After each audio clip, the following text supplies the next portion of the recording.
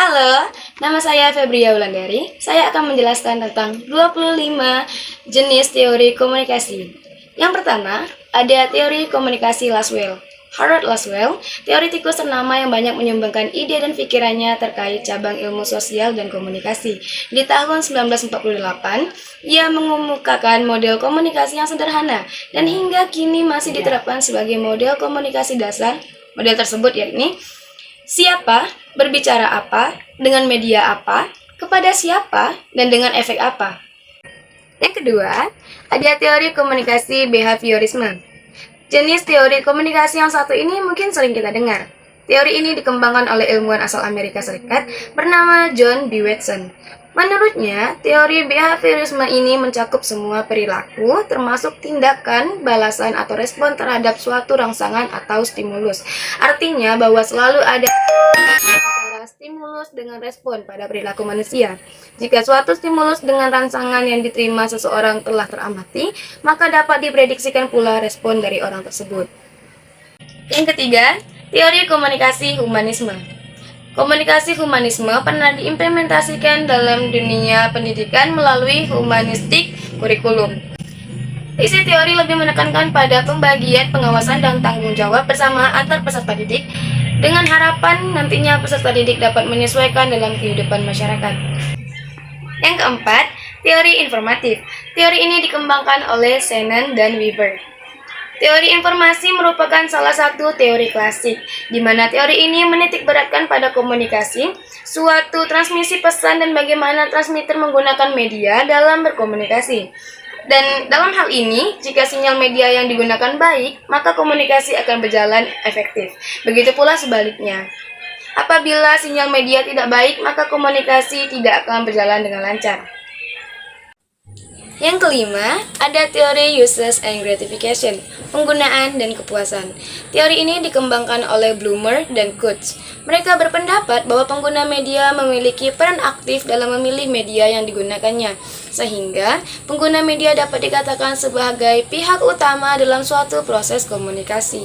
Dalam hal ini, pengguna mempunyai pilihan untuk menentukan media yang sesuai dengan kebutuhannya. Yang keenam, ada teori agenda setting. Teori ini dikembangkan oleh McComb dan Shaw. Teori agenda setting beranggapan apabila media memberikan tekanan pada suatu peristiwa, maka media tersebut akan membuat masyarakat beranggapan peristiwa itu penting. Dalam hal ini, media mempunyai efek yang sangat kuat dalam mempengaruhi asumsi masyarakat, sehingga akan muncul asumsi bahwa apa yang dianggap penting oleh media juga akan penting oleh masyarakat. Yang ketujuh, ada teori konstruktivisme. Piaget dan Vygotsky adalah dua nama yang selalu dikaitkan dengan teori ini. Teori konstruktivisme beranggapan bahwa manusia selalu memiliki pandangan sendiri terhadap kenyataan. Mereka senantiasa mencari dan mempelajari untuk menemukan bahasa pertama dan kedua. Di sisi lain, teori ini juga didefinisikan sebagai pembelajaran generatif. Pembelajaran yang merupakan suatu tindakan untuk menciptakan suatu makna dari apa yang telah dipelajari. Yang kedelapan, ada teori nativisme. Chomsky dan Hadley adalah dua tokoh pendukung teori nativisme. Teori ini berpandangan bahwa manusia satu-satunya makhluk Tuhan yang dapat berkomunikasi melalui verbal. Di sisi lain, bahasa merupakan suatu yang kompleks. Oleh karenanya, manusia senantiasa belajar untuk dapat berkomunikasi dengan makhluk Tuhan yang lain. Yang kesembilan, ada teori sibernetik. Wiener adalah tokoh di balik teori ini. Teori ini tergolong teori baru, sejalan dengan berkembangnya teknologi, informasi, dan ilmu sosial. Teori sibernetik merupakan suatu sistem pengontrol yang didasarkan pada komunikasi antara sistem dengan lingkungan dan antar sistem itu sendiri. Pengontrol dari sistem berfungsi dalam memperhatikan lingkungan. Penerapan teori sibernetik biasanya diperuntukkan kepada siswa agar mencapai hasil yang efektif. Yang ke-10 ada teori kognitivisme.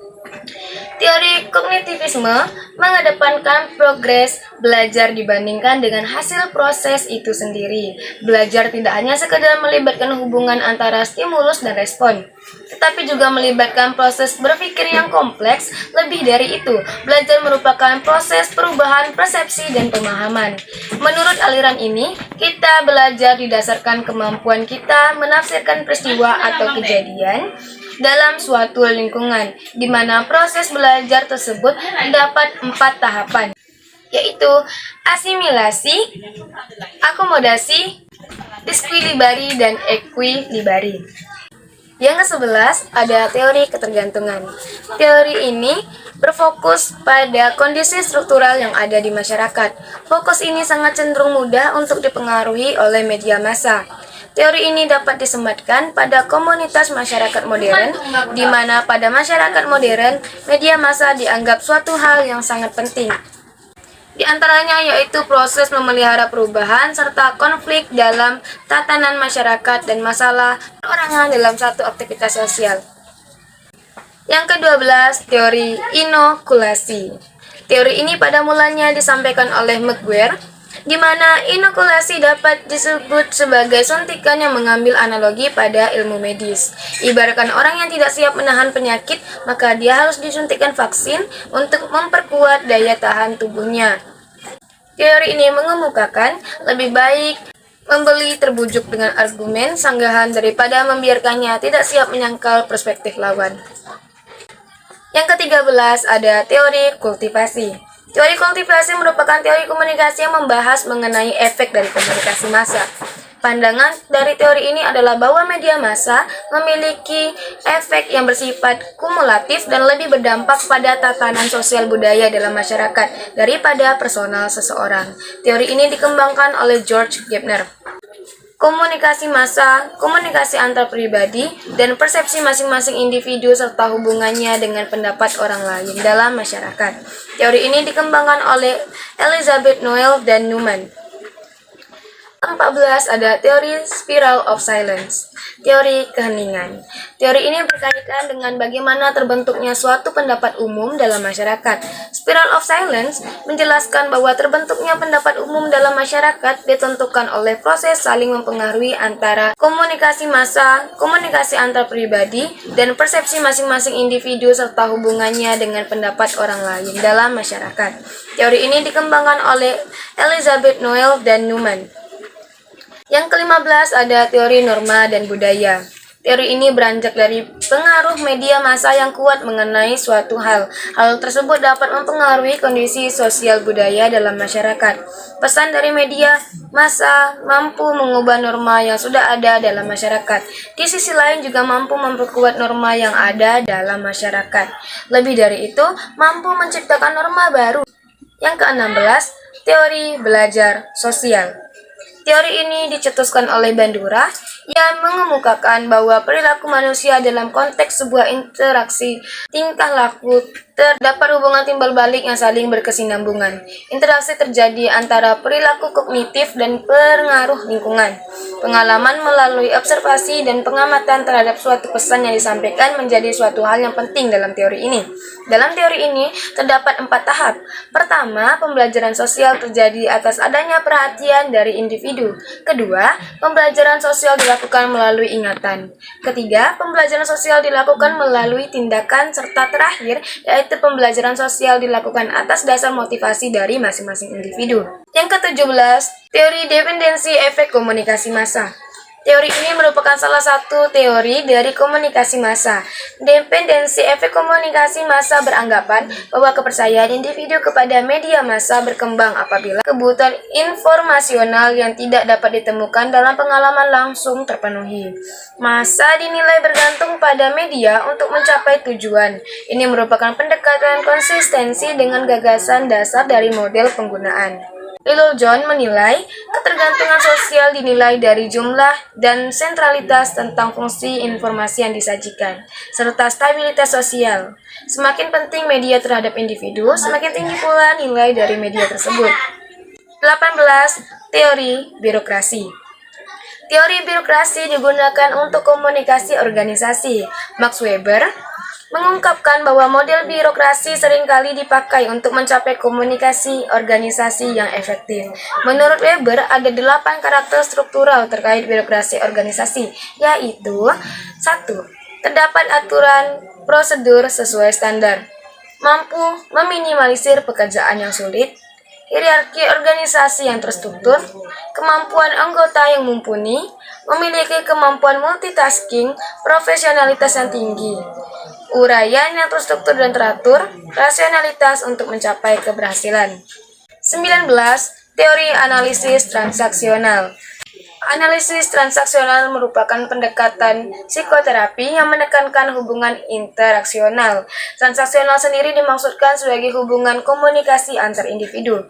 Teori ini digunakan untuk mengetahui bentuk dan isi pesan yang tersampaikan dalam suatu komunikasi. Analisis ini bertujuan mengetahui tingkat keefektifan komunikasi yang terjalin antara individu.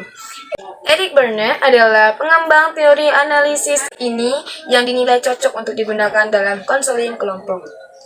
20. Teori pengharapan nilai. Teori ini merupakan bagian dari teori komunikasi massa. Teori pengharapan nilai bertujuan untuk mengetahui pengaruh penggunaan media terhadap massa, dinilai dari kepentingan penggunanya. Sikap seseorang terhadap segmen-segmen media ditentukan dari evaluasi dan perspektif media terhadap media tersebut. Sikap seseorang terhadap segmen-segmen media ditentukan dari evaluasi dan perspektif mereka terhadap media tersebut. Teori ini merupakan turunan dari teori uses and gratification. 21. Teori struktural fungsional. Teori ini merupakan bangunan paling dasar dari ilmu sosial. Pemikiran struktural fungsional dipengaruhi oleh pemikiran biologis yang menganggap masyarakat yang saling ketergantungan akibat konsekuensi dan bertahan hidup. Tujuan dari teori ini adalah mencapai keteraturan sosial. 22. Teori difusi inovasi. Teori menjelaskan bagaimana suatu inovasi disampaikan melalui saluran-saluran tertentu kepada sekelompok anggota dari sistem sosial. Rogers menjelaskan bahwa difusi adalah suatu bentuk komunikasi yang bersifat khusus dan berkaitan dengan penyebaran beberapa pesan berisi gagasan-gagasan baru. Teori ini sering dikaitkan dengan proses pembangunan masyarakat. 23. Teori sikap. Harding dan Wood, dua teoritikus ini menjelaskan bahwa satu cara terbaik untuk mengetahui bagaimana keadaan dunia dimulai dari sikap atau sudut pandang wanita. Standpoint sendiri adalah sebuah tempat untuk memandang dunia sekitar. Dunia tersebut menjadi fokus perhatian dibandingkan fitur lainnya. Standpoint memiliki makna yang tidak jauh berbeda dari perspektif menurut Harding. Fokus bahasa dari standpoint adalah kaum wanita yang cenderung termarginalisasi. Oleh karena itu, teori ini merupakan turunan dari teori feminisme. 24. Teori komunikasi dua tahap. Teori komunikasi dua tahap membahas mengenai efek media massa dan pertama kali diterapkan dalam kampanye pemilihan umum 1940. Studi ini memiliki asumsi bahwa proses stimulus bekerja dalam menghasilkan efek ke media massa. Yang terakhir, teori komunikasi administrasi. Teori komunikasi administrasi adalah proses penyampaian pesan yang dilakukan secara timbal balik antar anggota. Teori ini dimaksudkan dengan tujuan untuk menumbuhkan rasa saling pengertian dalam rangka mencapai tujuan organisasi dengan efektif dan efisien. Fungsi dan penerapan teori ini adalah untuk menjaga stabilitas informasi agar tercipta penyesuaian sikap yang memadai antar bagian dalam organisasi. Sekian, terima kasih.